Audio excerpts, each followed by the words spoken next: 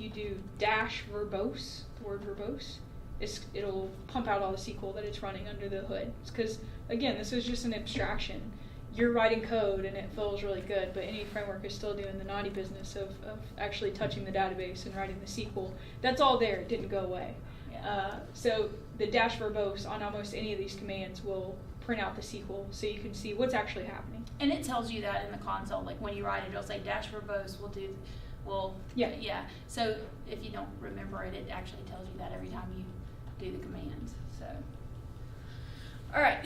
So anytime you make structural changes to your model, you're going to need to add a migration and update your database. So you'll have to keep doing that. It's not like, oh, I set this up and now it knows and it automatically updates every time.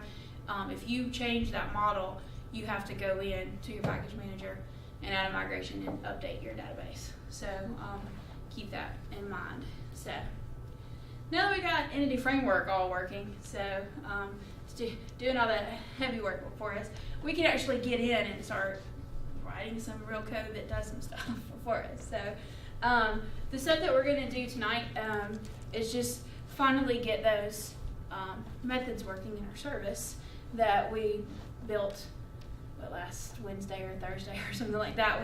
We created a service and we added 3 methods to it. There was the one for you to search, the one for you to display a list, and the one for you to add a new contact, right? So we actually want to get in and make all of those work. So I've given you just an example here of what this looks like with your writing your link queries and so forth.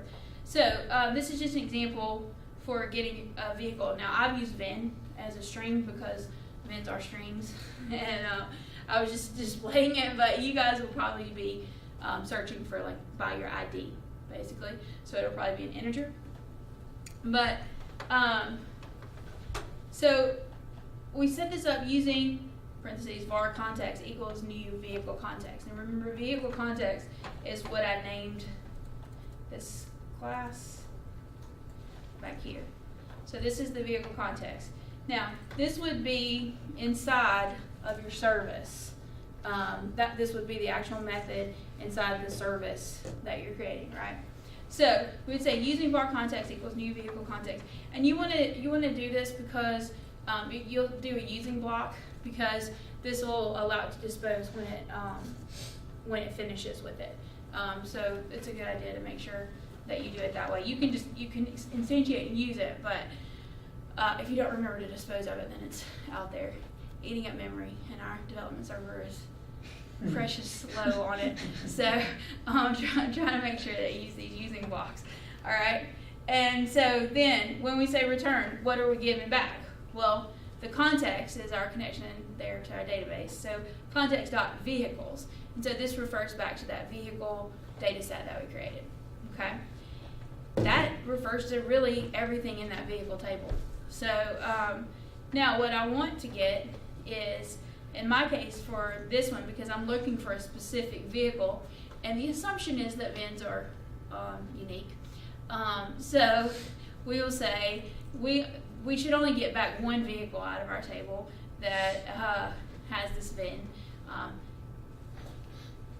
Truly, we could have added the same vehicle multiple times and it had different IDs and so forth. So this isn't specifically accurate, but when you've got your primary key there on your table, you should only get one, so use your primary key. But my example, I'm just using my VIN. So here we set up our lambda expression, and I said, go into this group of stuff that I have and find me anywhere where the VIN of this object matches this VIN that you've sent in as a parameter into your function. All right. And so it'll go in, get that particular item, and as you can see, we send back a vehicle. And fortunately, because we have a model project that we referenced in our service and we referenced in our MVC project, when that vehicle gets passed back across the wire to our MVC project, it's talking about the exact same object.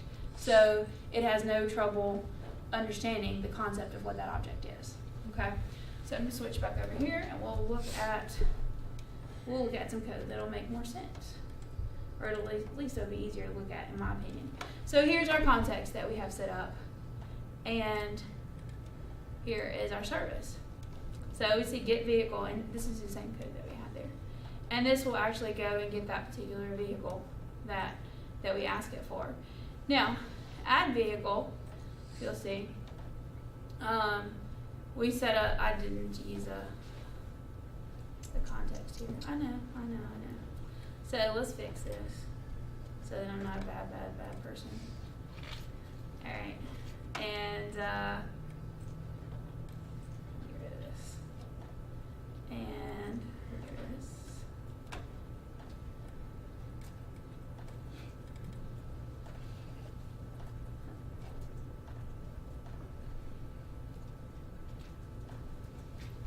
So the add vehicle, again, this information is going to be coming from our view. They're going to type in the information.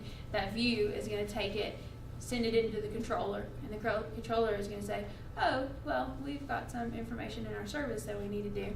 So it's going to pass that vehicle to the service, and here the service is going to be like, oh, we have this vehicle. Excellent. We want to go to our context, and it already has a group of these vehicles, and we want to add a new one to it. Okay, so we're going to add that vehicle to our vehicles that already exist, that group of them, and then we want to save the changes in our context so that it actually gets added. All right, and so that'll put it in the database for us. All right, and then same thing down here.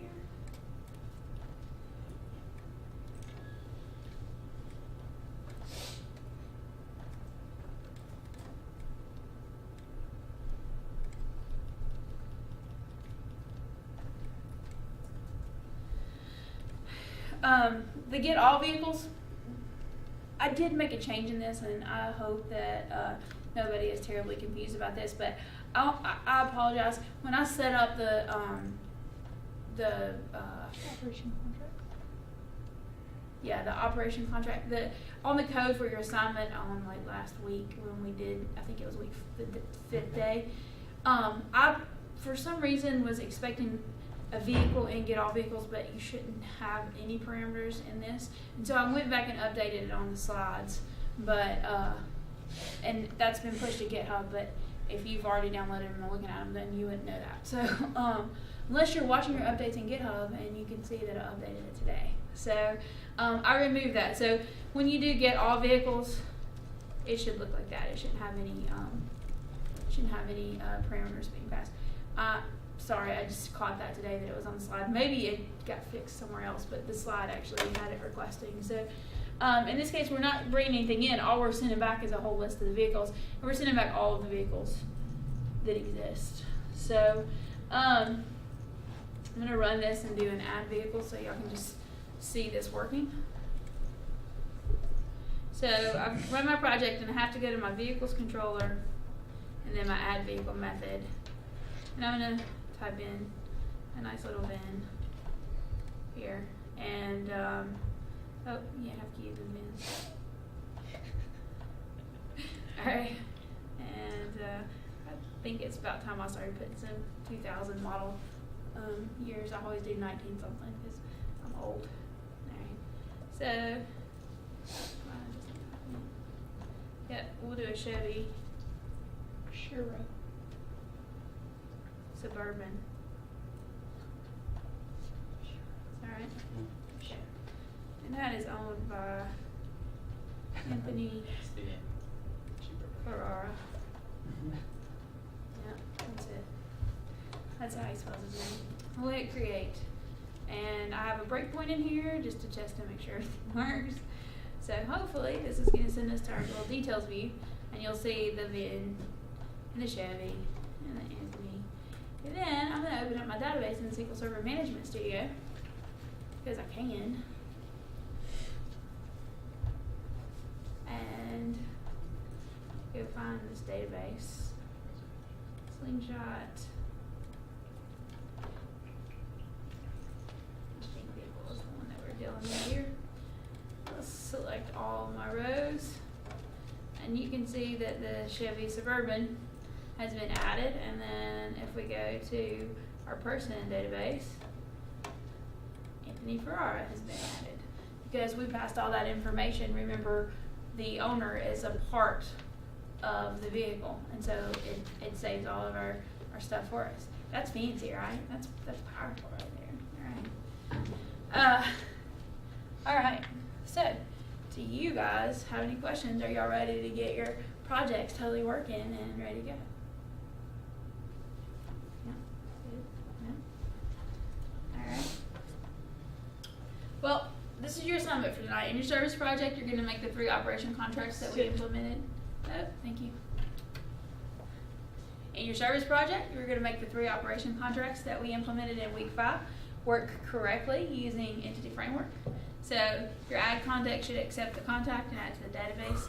Get contact should return a list of contacts, and then your search should accept an integer ID that represents whatever your contact ID is, and return the correlating contact for, or nothing if they don't find that ID. All right. So, isn't that fun?